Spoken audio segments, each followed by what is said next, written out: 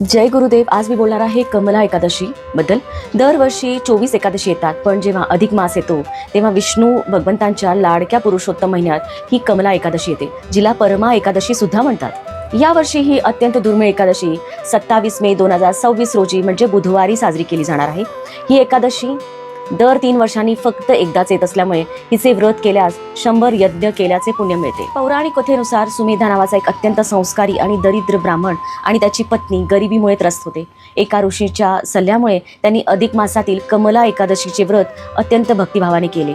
या एकादशीच्या प्रभावाने माता लक्ष्मी आणि भगवान विष्णू हे प्रसन्न झाले. त्यांच्या घरातील दारिद्र्य हे कायमचे नष्ट होऊन त्यांना अपार धनवैभव मिळाले. भगवान विष्णू आणि लक्ष्मीची कृपा मिळवण्यासाठी 27 मे बुधवार रोजी हा विशेष मंत्र आणि हे उपाय नक्की करा. हा मंत्र आहे ओम नमो भगवते वासुदेवाय ओम महालक्ष्मी नमः. 27 मे बुधवार रोजी संध्याकाळी पिंपळाच्या झाडाजवळ जाऊन तिथे भगवान विष्णूंचे स्मरण करून तुपाचा एक दिवा नक्की लावा. पिंपळाच्या मुळांना थोडंसं जल अर्पण करा. यामुळे लक्ष्मी ही घरात स्थिर राहते.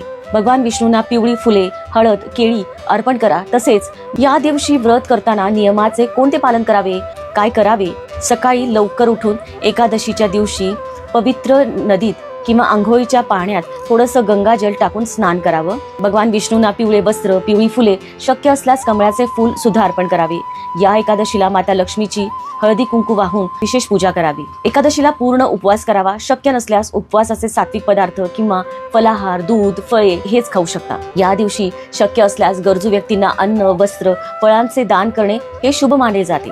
आता काय करू नये? एकादशीच्या दिवशी चुकूनही भात खाऊ नये. हा नियम उपवास नसलेल्या घरातल्या इतर सदस्यांसाठी सुद्धा लागू होतो.